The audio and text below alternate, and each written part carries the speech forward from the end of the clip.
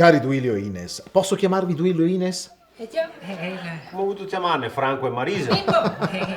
No, non è che ormai c'è una certa confidenza, dico, e io penso anche che la terapia stia dando dei frutti, no? Ma credo che Sipiano Marsi si sta dando dei frutti perché non vedo grandi cambiamenti, dottore. No, vede questo probabilmente perché lei, Duilio, mi permetta, non si lascia troppo andare, no? alle novità che stiamo introducendo. Lei non è predisposto al cambiamento.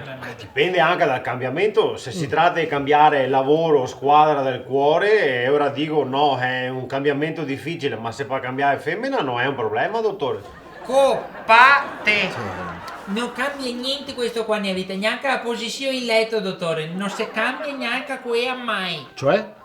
Mi da una parte e da quest'altra. Però voi non dovete continuare a lanciarvi delle frecciatine, anzi siamo qui per riunirvi. Allora facciamo un rapido test anche per misurare la vostra elasticità mentale. Pertanto io vi farò delle domande, voi risponderete contemporaneamente. Simultaneamente. Bravissimo, bravo signor Duilio, bravo, simultaneamente. Allora, domanda 1. Vacanze estive sullo stesso posto o in posti diversi? Diversi. Deve sapere, dottore, che se da 30 anni che andiamo sempre al mare sul stesso posto, a sottomarina, stessa spiaggia, stesso ombrellone, terza fila davanti, secondo posto a sinistra. Anche che abbiamo talmente tanti scherzi che il bagno che potevamo comprarsi a Croazia intera in 30 anni. Sì, proseguiamo. Sì. Seconda domanda. In pizzeria, sempre la stessa pizza o cambiate? Stessa. Anche qui non siete d'accordo. Terza domanda. Cibo etnico o cibo veneto? Veneto. O non cambi neanche se non te. Scusami, ma allora l'ultima volta che abbiamo mangiato etnico, ti ricordi che cosa è successo? Sì. Guardi dottore, eravamo in vacanza, non mi ricordo in dove che eravamo. Abbiamo mangiato cibo etnico. Sottomarina avevo avuto che fossimo in vacanza. Sottomarina. Sottomarina. Femmine si ricorda sempre tutto. Abbiamo mangiato cibo etnico, siamo stati male 3 giorni, dottore. 3 giorni, allora cibo veneto, mi scusa. Certo. Però vede, con questo, Duilio e Ines, dimostrate che mentre la signora Ines è una mente molto più elastica, lei invece, signor Duilio, è un po' più... Insieme mio. No, aspetti. No, dico, lei è un po' più... Asa che dica! Lei è un po' più...